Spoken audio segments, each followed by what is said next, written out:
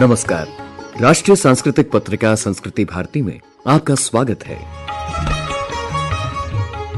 माह दर माह पत्रिका की अविरल यात्रा में देश की संस्कृति से संबंधित अनेक अभिनव बिंदु जुड़ते जाते हैं। फलस्वरूप कार्यक्रम को अधिक सुदृढ़ समृद्ध करते हुए अब मिसाल के तौर पर 27 तारीख को आने वाला विश्व पर्यटन दिवस ही लीजिए। इस बार की थीम है tourism and jobs, a better future for all. इस बार खास बात यह है कि United Nations World Tourism Organization ने इस आयोजन की मेजबानी की बागडोर भारत के हाथों में दी है। यानी अब जिम्मेदारी दोगुनी, रोजगार के अवसरों पर वैश्विक मंथन, साथ ही वसुधैव कुटुंबकम के सार को सार्थक करने का बेहतरीन मौका। लेकिन ये तो हुआ एक संस्थागत पहलू। अब देखें इस बिंदु को वैयक्तिक दूरबीन से। एक पर्यटक के नाते कई बार ऐसा नहीं लगता कि आजकल किसी नई जगह जाकर भी अपेक्षित नयापन महसूस नहीं होता, जैसा कि पहले के जमाने में होता था। अब एक जैसी दिखती सड़कें, गाड़ियां, मॉल, एसी से लदे हुए होटल और स्टैंडर्ड मेनू कार्ड और खाना, ऊपर से हाईवे पर उभरते हुए फास्ट फूड जॉइंट्स और पैकेज्ड फूड्स की दुकानें, एक समृद्ध निरस्ता सी छाने लगी है।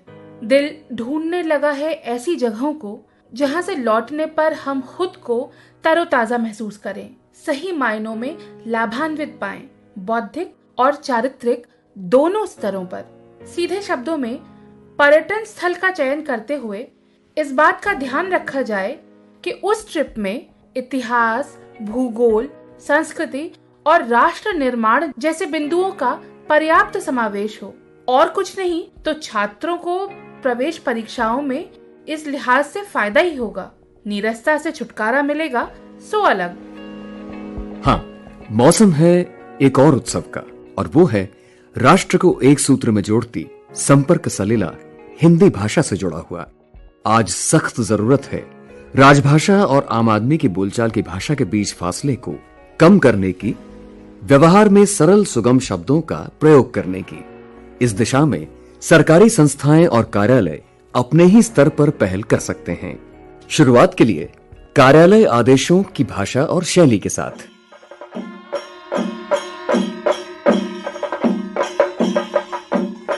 देश भर में पर्वों का सिलसिला भी जारी है। पर्यटक के रूप में आप में से कई लोगों ने केरला में ओणम से जुड़ा उत्साह महसूस किया होगा, या महाराष्ट्र में गणेशोत्सव का।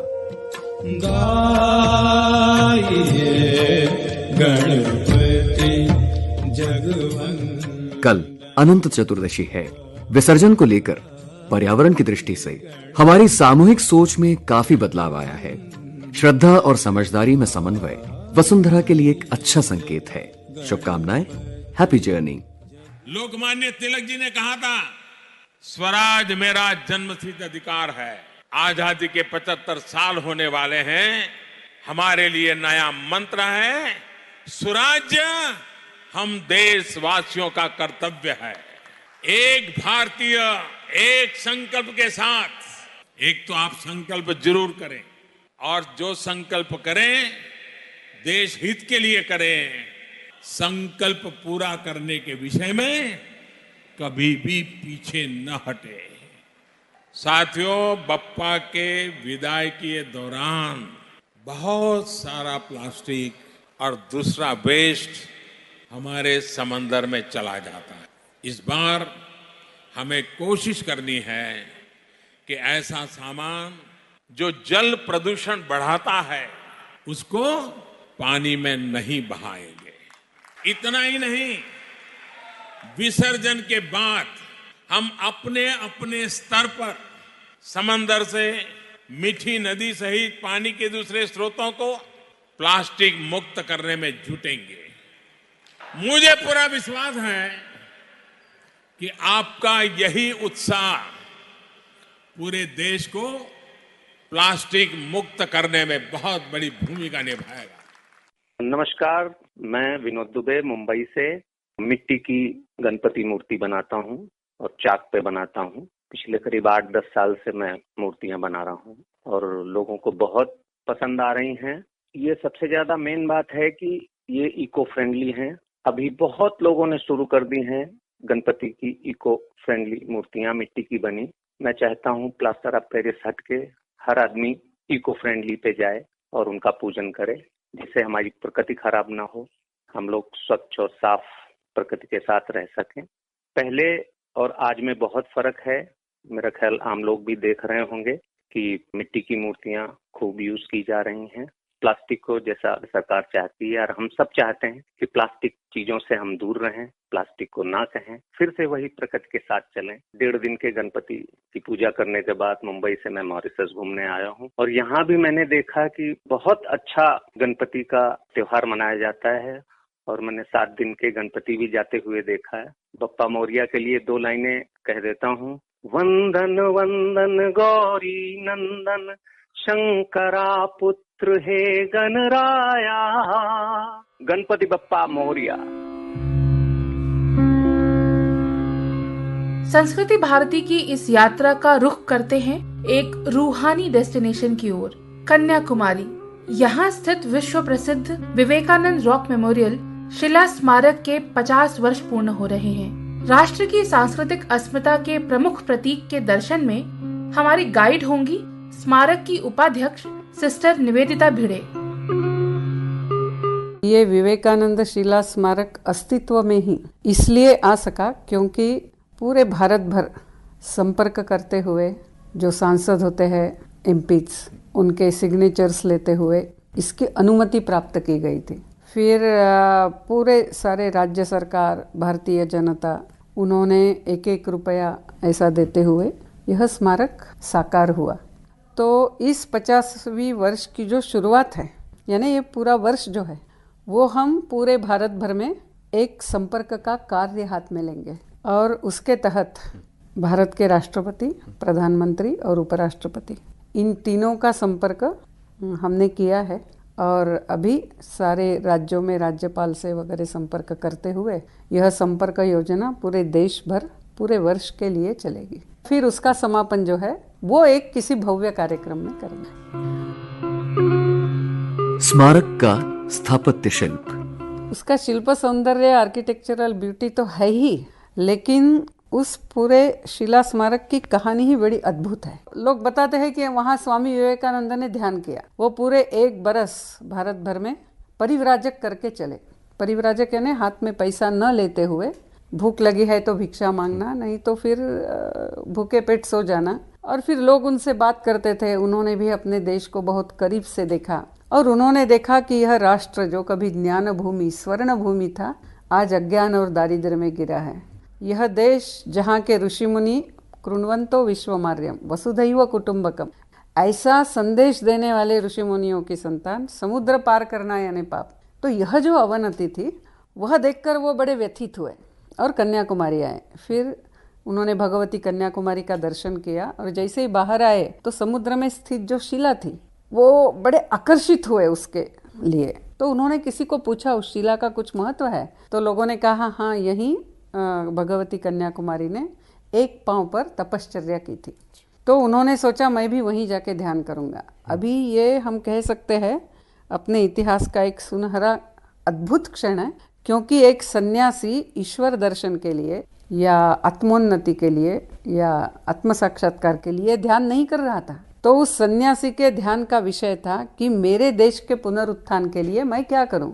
और उस शिला पर बैठते हुए उन्होंने ये निर्णय लिया कि मैं अमेरिका जाऊंगा, वहाँ के सर्वधर्म परिषद में मैं हिंदू धर्म, भारतीय संस्कृति के जो सनातन तत्व है उनको लोगों के सामने रखूंगा। ऐसा एक राष्ट्र पुनरुत्थान की दिशा लेकर स्वामी विवेकानंद उस शिला से उठे 3 दिन 3 रात के बाद 25, 26, 27 दिसंबर 1892 में उन्होंने वो ध्यान किया था। और इसीलिए जब उनकी जन्म शताब्दी मनाई जा रही थी पूरे देश भर में, तब लोगों ने सोचा कि यही तो शिला है जहाँ एक अज्ञात सन्यासी विश्व के आचार्य के रूप में रूपांतरित हुए। इसीलिए यहाँ इनके लिए कुछ होना है। चोला, पल्लव, बेलूर मठ, अजंता, येलोरा, इन सब जगह का बहुत सुंदर समन्वय करते हुए इस शिला स्मारक को बनाया है। 2 सितंबर 1970 में शिला स्मारक राष्ट्र के प्रति समर्पित हुआ। तब के जो राष्ट्रपति थे वीवी गिरी, उन्होंने किया। फिर 72 में 7 जनवरी 1972 में विवेकानंद केंद्र की घोषणा हुई। यानी हम ऐसा कह सकते हैं कि ये विवेकानंद शिला स्मारक शायद ऐसा एकमेव स्मारक है कि स्मारक पहले आया और संगठन बाद में आया। स्वामी विवेकानंद के दर्शन की प्रासंगिकता। आज के काल में तो उनके विचार और आवश्यक हो जाते हैं, सुसंगत होते हैं। उन्होंने पूरे विश्व को एकात्म भाव से देखा। दूसरा जो वो कहते हैं कि मनुष्य ईश्वर स्वरूप है, यानी शक्ति स्वरूप है। हमारे अंदर की उस शक्ति का, उस दिव्य शक्ति की अनुभूति करना, उसका प्रगटीकरण करना, ये जीवन का उद्देश्य है। तीसरा जो है और बहुत महत्व का कि वो कहते हैं कि मनुष्य यानी सिर्फ शरीर मन बुद्धि नहीं है, तो यह विकसित होने वाली आत्मचेतना है। उसका ही विस्तारित स्वरूप परिवार है, उसका और विस्तारित स्वरूप समाज है, राष्ट्र है, पूरी सृष्टि है। इसका मतलब कि हर किसी के प्रति मेरा कोई कर्तव्य है। तो स्वामी जी कहते थे कि वही जीवन जीते हैं जो दूसरों के लिए जीते हैं, क्योंकि ये दूसरा नहीं है, ये अपना ही विस्तारित स्वरूप है। बाकी तो चलते फिरते मुर्दे हैं, ऐसा स्वामी जी कहते हैं। दूसरा जो वो कहते हैं कि ईश्वर पूजा, जो दुखी है, गरीब है, वंचित है, पिछड़ा है, उनके लिए काम करना, उनकी सेवा करना, ये ईश्वर की सही पूजा है, प्रार्थना है। यानी वो कहते थे इस विराट की प्रार्थना कीजिए, इस जीवंत ईश्वर की। तो इसलिए उनके शब्द थे मूर्ख देवो भव, दरिद्र नारायणो भव, सर्व मैन सर्व गॉड, जो उनका संदेश था। शिला दर्शन। विवेकानंद शिला स्मारक के उपाध्यक्ष सिस्टर निवेदिता भिड़े को आपने सुना। प्रस्तुति केंद्रीय हिंदी रूपक एकांश। दिल्ली लौटने से पहले रुकते हैं चेन्नई। दरअसल हिंदी भाषा की समस्त यात्रा में महात्मा गांधी द्वारा स्थापित दक्षिण भारत हिंदी प्रचार सभा की अहम भूमिका रही है। राष्ट्रीय समरसता पर केंद्रित एक संवाद सुनते हैं सभा के महासचिव एस जयराज और आकाशवाणी चेन्नई के आर सुदर्शन के बीच। शब्द सेतु। आज से लगभग 100 वर्ष पहले महात्मा गांधी ने जिस उद्देश्य की पूर्ति के लिए दक्षिण भारत में हिंदी के प्रचार प्रसार का अनुरोध किया था, वह उद्देश्य कहां तक पूर्ण होता हुआ नजर आ रहा है जी? हम जानते हैं दक्षिण भारत में द्रविड़ परिवार की भाषाएं बोली जाती हैं। तो दक्षिण भारत और उत्तर भारत दोनों को एकता में पिरोने की बात आती है, तो गांधी जी ने सोचा कि भाषा के द्वारा ही ये संभव है। तो दक्षिण भारत के लोग भी उत्तर भारत की भाषा हिंदी को, मतलब उत्तर भारत में सबसे ज्यादा संख्या में बोली जाने वाली और समझी जाने वाली हिंदी को दक्षिण भारत के लोग सीख लेंगे, उसका उपयोग करने लगेंगे, तो देश में, पूरे देश में एकता संभव है। उन्होंने सोचा, इसी दृष्टि से उन्होंने हिंदी प्रचार का कार्य शुरू किया। 1918 में उन्होंने हिंदी प्रचार सभा की स्थापना की चेन्नई में। तब से लेकर आज तक उनके आशीर्वाद से ये काम भली भांति चल रहा है। उस समय एनी बेसेंट की उपस्थिति में महात्मा जी के सुपुत्र देवदास गांधी ने पहला वर्ग शुरू किया। तब ज्यादा से ज्यादा 10 छात्र हिंदी सीखने के लिए आए थे, लेकिन आज हम ये संख्या जानेंगे तो हमें बड़ा ताज्जुब होगा कि एक साल में लगभग 6 लाख विद्यार्थी सभा की विभिन्न हिंदी परीक्षाओं में बैठते हैं, लाभान्वित होते हैं। और इतना ही नहीं, उस समय प्रथम प्रचारक के रूप में जब इधर देवदास गांधी जी आए थे, आज हजारों की संख्या में हिंदी प्रचारक ये कार्य बड़ी निष्ठा के साथ कर रहे हैं। तो यही है, गांधी जी का सपना साकार हुआ है। तो दक्षिण भारत में इतने लोग परीक्षा लिखते हैं, तो आप ये अनुमान लगा सकते हैं कि इन 100 सालों में कितने लोगों को सभा ने हिंदी सिखाई होगी। धीरे धीरे ये बढ़ता हुआ नजर आ रहा है ना? जी जी, बिल्कुल बिल्कुल बिल्कुल, बिल्कुल। ये दूसरा जो प्रश्न है, हिंदी के प्रचार प्रसार के लिए दक्षिण भारत हिंदी प्रचार सभा का अपना स्वयं का पाठ्यक्रम तो है। सभा द्वारा विभिन्न परीक्षाएं ली जाती हैं। क्या आप इन परीक्षाओं के विषय में विस्तार से कुछ बताएंगे? प्रथम परीक्षा है प्राथमिक। इस परीक्षा में हम अक्षर सिखाते हैं, छोटे छोटे शब्दों के द्वारा, छोटे छोटे वाक्य, सरल वाक्यों के द्वारा हम हिंदी सिखाना शुरू करते हैं। उसके बाद दूसरी परीक्षा है मध्यमा, उसके बाद राष्ट्रभाषा तीसरी परीक्षा है। ये सब परीक्षाएं 6 महीने में एक बार चलाई जाती हैं। उसके बाद प्रवेशिका, ये सब प्रारंभिक स्तर की परीक्षाएं हैं। उसके बाद 2 डिग्रियां हैं, 2 उपाधियां हैं, विशारद और प्रवीण। ये 1 साल का पाठ्यक्रम है। विशारद 1 साल का पाठ्यक्रम है, प्रवीण भी 1 साल का पाठ्यक्रम है। लेकिन इस विशारद को हम क्या करते हैं, पूर्वार्ध उत्तरार्ध इस तरह हम विभाजित करते हैं। 6 महीने में पूर्वार्ध की परीक्षा चलाई जाती है, अगली परीक्षा उत्तरार्ध नेक्स्ट 6 महीने में चलाई जाती है। तो इस तरह विशारद परीक्षा पूरी करने में 1 साल लग जाता है। के बाद प्रवीण में जाते हैं, वहाँ भी पूर्वार्ध और उत्तरार्ध की व्यवस्था है। 1 साल के बाद वे लोग प्रवीण उपाधिधारी बन जाते हैं। इसमें विशारद और प्रवीण में मौखिक परीक्षा भी चलाई जाती है। इन सभी पाठ्यक्रमों की गुणवत्ता प्रारंभ में विद्यालय के स्तर की तथा आगे महाविद्यालय विश्वविद्यालय स्तर की रखना एक चुनौतीपूर्ण कार्य है। इस चुनौती से आप कैसे पार होते हैं? हमारा पाठ्यक्रम सोच समझकर आदर्श पाठ्यक्रम के आधार पर बनाया जाता है। इसमें हम विभिन्न बातों पर ध्यान देते हैं। हमारे सामने सबसे पहले हिंदी राष्ट्रभाषा के रूप में ही आती है, क्योंकि हिंदी के कई रूप हैं। वो संपर्क भाषा के रूप में व्यवहृत होती है, राजभाषा के रूप में व्यवहृत होती है, राष्ट्रभाषा के रूप में। हमारे सामने हिंदी का जो रूप महात्मा जी ने रखा वो राष्ट्रभाषा का रूप है। इसलिए हम क्या करते हैं, देश भर में विभिन्न भागों में जो हिंदी बोली जाती है उसका रूप हम परीक्षार्थियों के सामने, छात्रों के सामने रखना चाहते हैं। तो इसी विचार से हम पाठ्यक्रम तैयार करते हैं। और जयराज जी, आज के समय में छात्र अपनी मातृभाषा तथा प्रांतीय भाषा पढ़ने के प्रति भी उदासीन नजर आ रहे हैं। ऐसे बदलते राष्ट्रीय और वैश्विक परिवेश में रास्ता निकालकर हिंदी का प्रचार प्रसार करने के लिए आपको दक्षिण भारत हिंदी प्रचार सभा की भूमिका कैसी नजर आ रही है?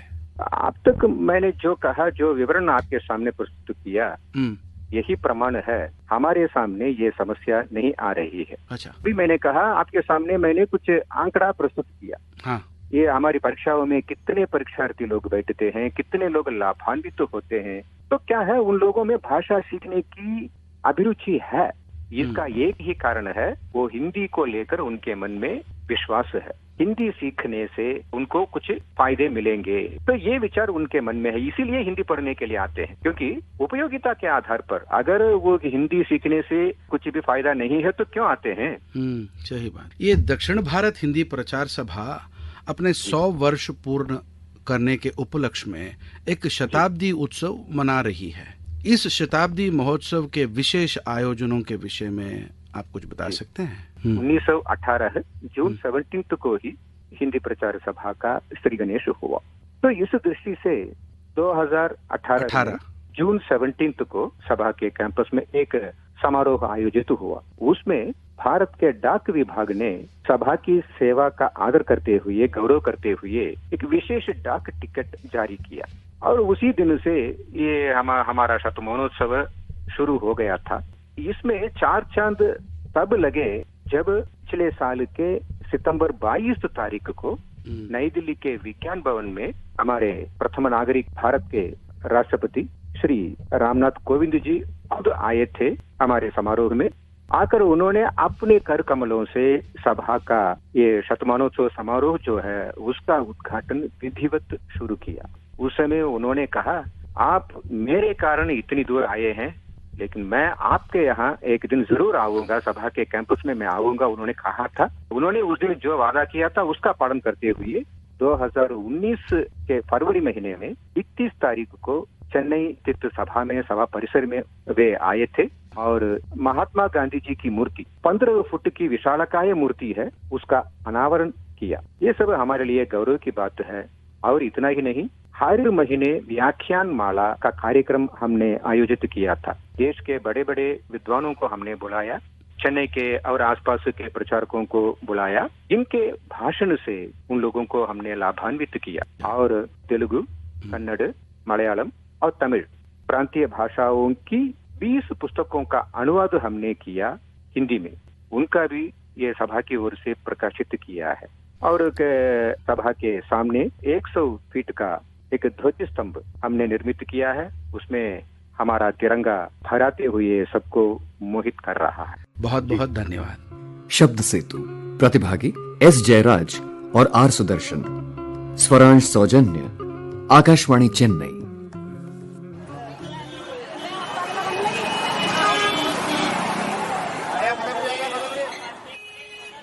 चलो आ गए दिल्ली।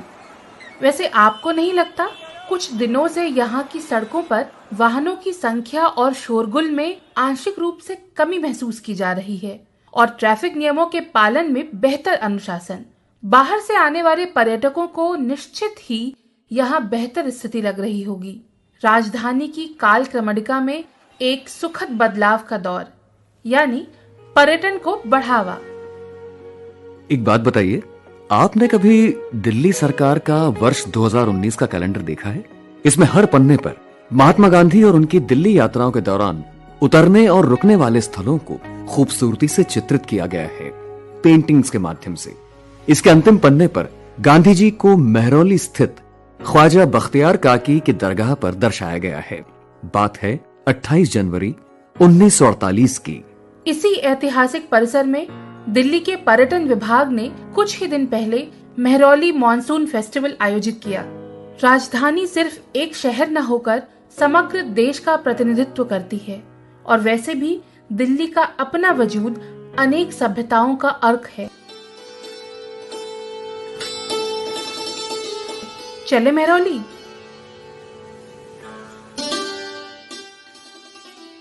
मैं मनीषा सक्सेना हूँ और दिल्ली सरकार में इस समय मैं पर्यटन और कला संस्कृति एवं भाषा दोनों ही विभाग देख रही हूँ। मेहरौली जो है वो दिल्ली का सबसे पुराना बसा हुआ इलाका है, और मुगलों के समय में भी और अंग्रेज़ों के समय में भी जो दिल्ली का पुराना शहर था, जिसे शाहजहानाबाद कहते हैं, वहाँ से लोग मेहरौली में बगीचों में एंजॉय करने आया करते थे एक दो दिन के लिए। बैलगाड़ियों में बैठकर बारिश का मज़ा लेने के लिए, यहाँ की ढेर सारी वाटर बॉडीज़ में मज़े करने के लिए आया करते थे। तो एक तरह से दिल्ली की मॉनसून रिट्रीट जो है वो मेहरौली में हुआ करती थी। तो इसी एस्पेक्ट को सेलिब्रेट करने के लिए हमने ये मेहरौली मॉनसून फेस्टिवल कंसेप्चुलाइज किया। इसके पीछे मंशा तो ये थी कि मेहरौली के नाम से अगर सोचें तो सिर्फ नाम कुतुब मीनार का आता है, और ये हम लोगों की सबसे बड़ी पीड़ा है, क्योंकि लोग मेहरौली जाते हैं, कुतुब मीनार देखकर लौट आते हैं, जबकि मेहरौली में 1000 साल की हिस्ट्री है। कई चित्र उभरते हैं, कई पीरियड्स हैं जिनके वहाँ अभी भी मॉन्यूमेंट्स हैं। तो एक मंशा ये भी थी कि अगर दिल्ली कोई पर्यटक आए बाहर से और खुद दिल्ली वाले भी जब उस तरफ जाएं तो मेहरौली की इस हिस्ट्री को देखें। तो हमने सोचा कि मेहरौली की इस मॉनसून रिट्रीट को रिवाइव करें और इसके बहाने लोगों का मेहरौली की तरफ ध्यान खींचें। जी, मेहरौली बहुत बड़ा है और बहुत सारे मॉन्यूमेंट्स हैं वहाँ, लेकिन जो मेहरौली का जो सबसे आइकॉनिक मॉन्यूमेंट है वो है जहाज महल और शमसी तालाब। तो जहाज महल एक तरह की सराय हुआ करती थी, नोबल्स जिसमें आते थे जब वो कुतुब साहब की दरगाह पर अपनी दुआ करने आते थे तो वहाँ रुका करते थे। और जहाज महल इसका नाम इसलिए पड़ा क्योंकि जब बगल के शमसी तालाब में इसका रिफ्लेक्शन दिखता था तो वो बिल्कुल जहाज जैसा दिखता था। तो ये जो बिल्डिंग है ये फूल वालों की सैर का भी वेन्यू है। हर साल जो फूल वालों की सैर का फंक्शन होता है वो यहीं पर होता है। और इसके अलावा हमने आम बाग एक मेहरौली में है, जिसमें अब आम के पेड़ तो इतने नहीं बचे हैं, लेकिन फिर भी आम बाग जो है वहाँ का बहुत बड़ा सोशल सेंटर है। तो आम बाग में हमने एक बिल्कुल पुराने ज़माने का मेला लगाया, जिसमें कोई नई चीज़ नहीं थी, सब पुराने ज़माने के खेल थे, पुराने ज़माने की चीज़ें थी। और झरना एक छोटा सा मुगल गार्डन है मेहरौली में, तो झरना में हमने एक पेंटिंग एग्जीबिशन और मेहरौली की एक आर्काइवल एग्जीबिशन दोनों लगाई, और साथ में पेंटिंग की workshops, sculpture workshops, heritage walks की शुरुआत झरना से की। तो झरना एक तरह से एक्टिविटी वेन्यू था। तो 3 वेन्यूज पर ये मेहरौली मॉनसून फेस्टिवल संपन्न हुआ। 3 दिन का ये फेस्टिवल था। तो पहले दिन हमने शुरुआत की कुतुबी ब्रदर्स की कव्वाली से, और इसके अलावा पहले दिन रानी खानम का कथक नृत्य आयोजित हुआ जो कि मॉनसून की थीम पर ही था। फिर दूसरे दिन शास्त्रीय संगीत का दिन था, तो कशिश मित्तल और शाश्वती मंडल दोनों यंग क्लासिकल सिंगर्स हैं, उनका परफॉर्मेंस था। और इसके बाद इंदिरा नायक जो सूफी सिंगर हैं मुंबई से, और संकेत नायक परकशनिस्ट, उनका एक क्लासिकल फ्यूजन संगीत का काफ़ी अच्छा और काफ़ी सराहा गया कार्यक्रम हुआ।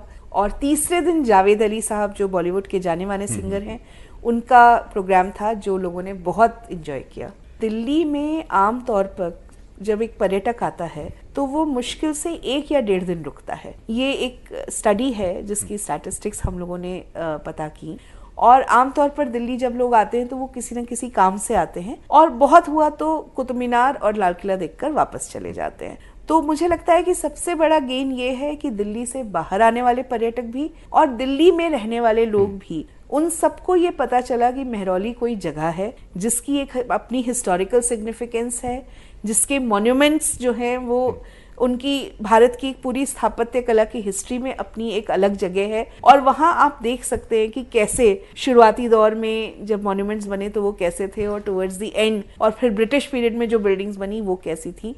तो एक पूरी हिस्ट्री, एक पूरी बानगी आपको एक ही जगह पर देखने को मिल जाती है। तो मुझे लगता है नेशनल लेवल पर अगर हम गेन की बात करें तो सबसे बड़ा गेन ये है कि इस आर्कियोलॉजिकल खजाने को देश ने समझा, पहचाना, और इसके बारे में एक उत्सुकता जागृत हुई। और मुझे लगता है कि इससे आगे आने वाले समय में दिल्ली के पर्यटन पर भी बहुत असर पड़ेगा।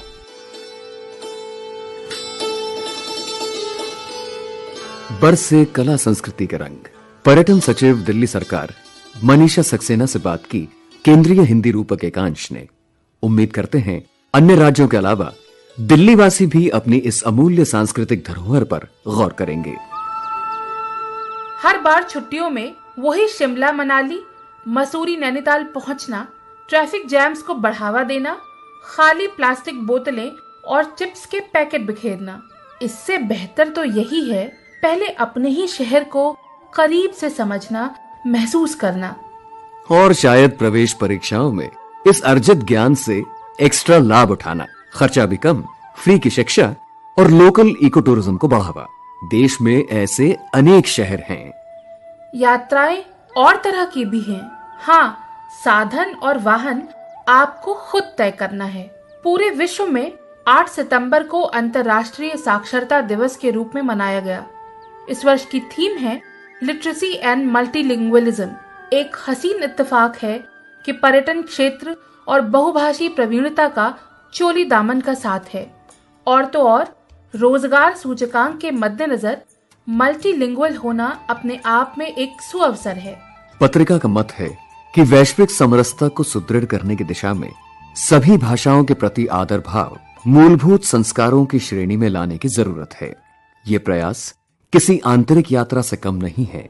पिछले माह की 17 तारीख को निस्वार्थ समाज सेवी दामोदर गणेश बापट की इहलोक की यात्रा पूर्ण हुई। उनकी पूरी जिंदगी कुष्ठ रोगियों की सेवा शुश्रूषा में समर्पित रही।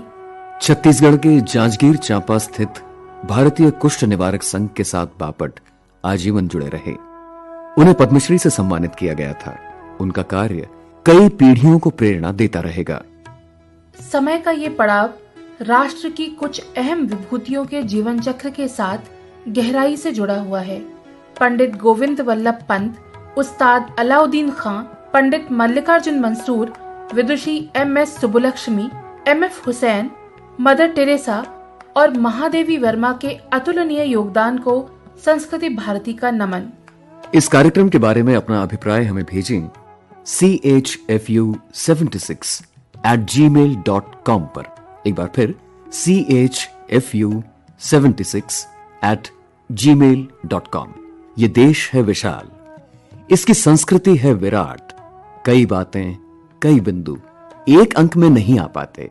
मिलेंगे अगले महीने दूसरे बुधवार को इसी समय कुछ और कहानियों को लेकर। फिलहाल मनोज माइंडकर और नवोदिता मिश्रा को अनुमति दें। नमस्कार।